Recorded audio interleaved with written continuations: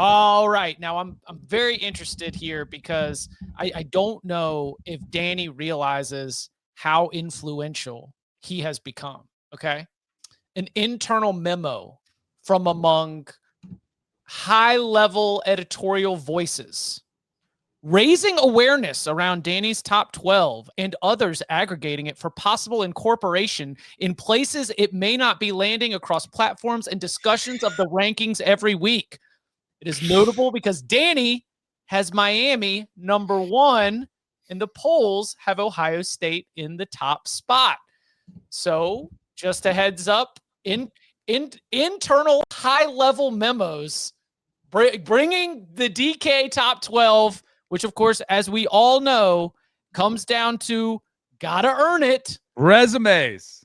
Got it. Right there. So Miami has 7 first-place votes in the new AP Top 25. That is more than Penn State. That is more than Oregon. That is more than Oklahoma. It is significantly less than Ohio State's 52, but Miami moving up from number 4 to number 2 is some of the we did not have a ton of movement within the top 10, but this certainly stands out as one of the biggest adjustments here. DK, did Miami as your number 1 team in the country, are you encouraged to see the AP voters starting to jump on board as well? Yes, clearly they're watching the DK top 12 very closely and probably adjusting in the process.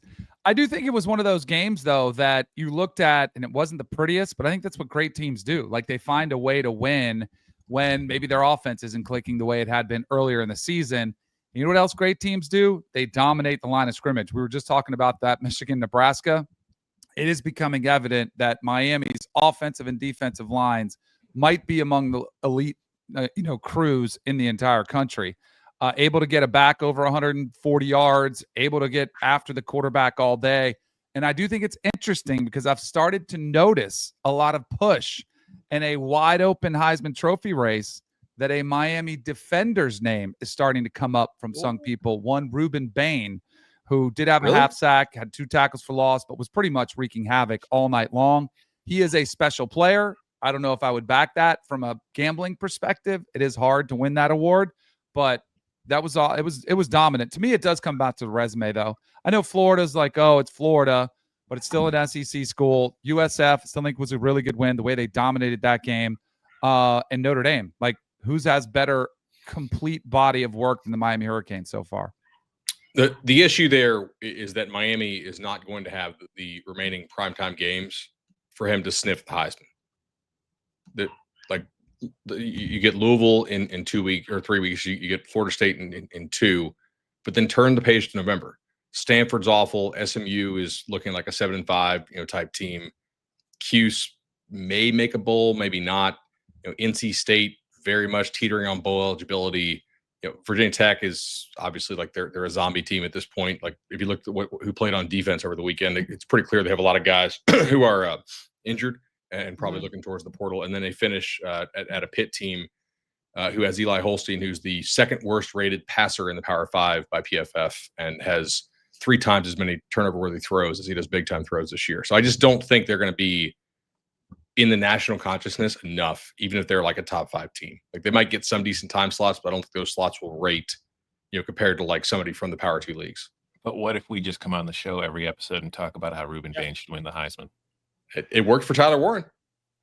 Let's do it again. That's what I'm saying.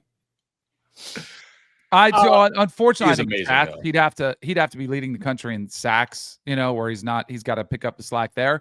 But I do think it would be an opportunity to buy Carson Beck potentially low, as he's fallen a little bit because he wasn't great. And you mentioned the schedule. He may not have primetime opportunities. He's going to, though, against Florida State in a couple weeks. But he could amass. It could be a stat padding season for Carson Beck. So at the end of the year, and if Miami does get to the ACC championship game and won it, that could be the only opportunity he would need right before the votes are submitted to have that chance. So I think Carson Beck's probably the one for Miami you should back. Danny, to your point on the D-line, man, I think it's the heavy-handedness of guys like Bain and Mesidor. Like, they have enough speed, but the power rush those guys have off the edge. Nobody in the country has something like that. Like, you might like Oklahoma's D-line better. I get it, because Marvin Jones Jr. is finally being what Georgia and Florida State hoped he could be. But I mean, like that power rush off the outside, especially with how they play the run game, is incredible. Yep. Tom, Bud, what stood out about the new rankings as they have reset as we prepare for a loaded Week 5 schedule? I was happy to see LSU drop because we talked about it last week, how based on their wins have looked since those games have been played, there was really no reason to justify including LSU as high as they were, and I think Miami deserves to move up. Other than that, there weren't really any ballots that were crazy to me, but my favorite thing was just kind of looking at the teams where there's so many varying opinions on. Like, who's the biggest, widest gap between our highs and lows? Yeah, like the teams people can't really seem to get a read of. Like Mizzou was as high as 9th on one ballot, and it was unranked on others. So it's like that's a huge gap. Although I will say the person who ranked him 9th did go to Mizzou. So whoa. We're talking about journalists here. There's like Mizzou, Syracuse, Northwestern. You've got a decent. There's like a 33% chance somebody who voted in the AP poll went there. Yeah, I get it, but he's still the second biggest Mizzou fan behind me. Notre Dame is high as 10th, but unranked on 24 ballots. Like that I understand because they're 1 and 2, and we talked last week how they shouldn't be ranked until they at least win one game. There's no reason to put them on your ballot. So clearly some people are still clinging to that. Auburn, after their loss, still as high as 14th, but also left off of 37 ballots. Tennessee is as high as 9th, but also left off some ballots. Alabama is high as 10th, but also left off some ballots. Just a lot of variance in these teams. And 4 of the 5 come from the same conference.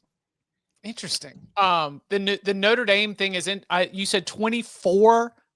That's almost a third. That's a third of the voters here, not including Notre Dame. So that 10th is the way the voting points work. That 10th is doing a lot of work to have Notre Dame at 22nd.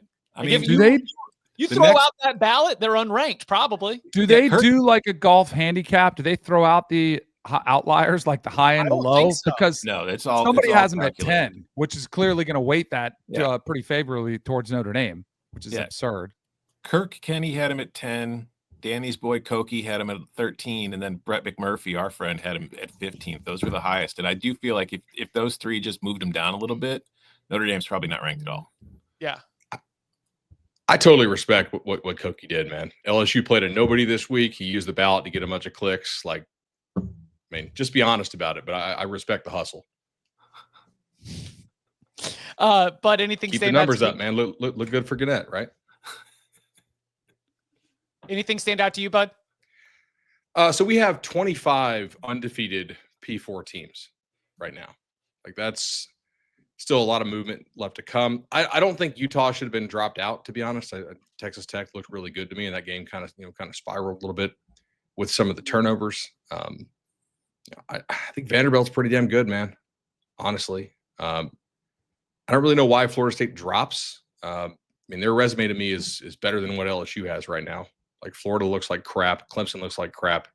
Florida State, beat Alabama by 2 touchdowns, and Alabama has looked great in all their other games. So, I'd make the case for LSU over FSU. At least they have multiple Power 4 wins. I'm okay with that. Against teams that aren't going bowling. Yeah. Yeah, but I'm going to value Clemson more than I'm going to value beating the dog piss out of Kent State. Yeah. Sure. But I understand fine. None of LSU's wins are as impressive as Florida State going on the road and beating Alabama by 14. So if you want to go by best win, I have Florida State ahead of LSU on my ballot, so I'm not disagreeing with you. But I just feel like you have to, even if Florida and Clemson aren't good, it's still 2 wins that are better than the rest of Florida State's wins. At least have Georgia over them. Tennessee is pretty clearly better than Clemson. Georgia went on the road and beat Tennessee. You could say they basically played them, to a draw. There was a last-second field goal that was missed, but Georgia to me has looked better than LSU has. I got to be careful with this one because Indiana fans low-key are annoying AF. First I've heard. Maybe there's just a few of them that come at me. I thought that was a massive jump. Now the win was impressive, but it still is just one win. And as Tom pointed out, the secondary was decimated going in, and they lost some players there. And to their credit, they were able to exploit it, and it was another Big Ten opponent who was really good. I thought it was a little bit too much of a jump. I don't know. If you thought Illinois was a top 10 team last week and Indiana beats them by 53, I'm going to have a hard time disagreeing with you for putting them in your top 10. I didn't think Indiana was a top, or Illinois was a top 10 team last week, but I did think they were like a top 20-ish team, and beating somebody by like 40 something or 50 something is insane. I mean, yeah, as Tom mentioned, the fact that their substitution patterns matched what they did against Indiana State and against Kennesaw State, when like Alberto gets in there and the backups are in there, and this is a conference opponent against a good Kirk team. Treated them like a non-conference game. Jeez. Yeah. I mean, that's the thing is we're going to talk about brilliantly boring wins of the week. There was that was clinical. That wasn't boring. Like that was abusive. We should turn you in. I mean, we're going to have to turn Indiana into HR now. And shout out to our colleague Chris Hassel, who was talking a lot of crap about Illinois. I just want to remind you, Chris, Indiana's coming to Iowa City this week. Just be ready. You don't think that's a trap game? No, I don't think Indiana has trap games. I think there's a few teams. I think Oregon's one of them because of the way their postseason ended.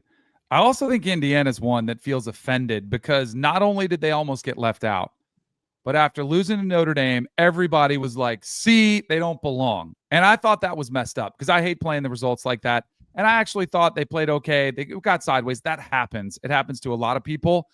And we talked to Signetti in Las Vegas at Big Ten Media Days. I think there was still a lot of frustration that they want to take out anytime they have that opportunity to. So if there's an opportunity to run it up, they're going to take it. Yep.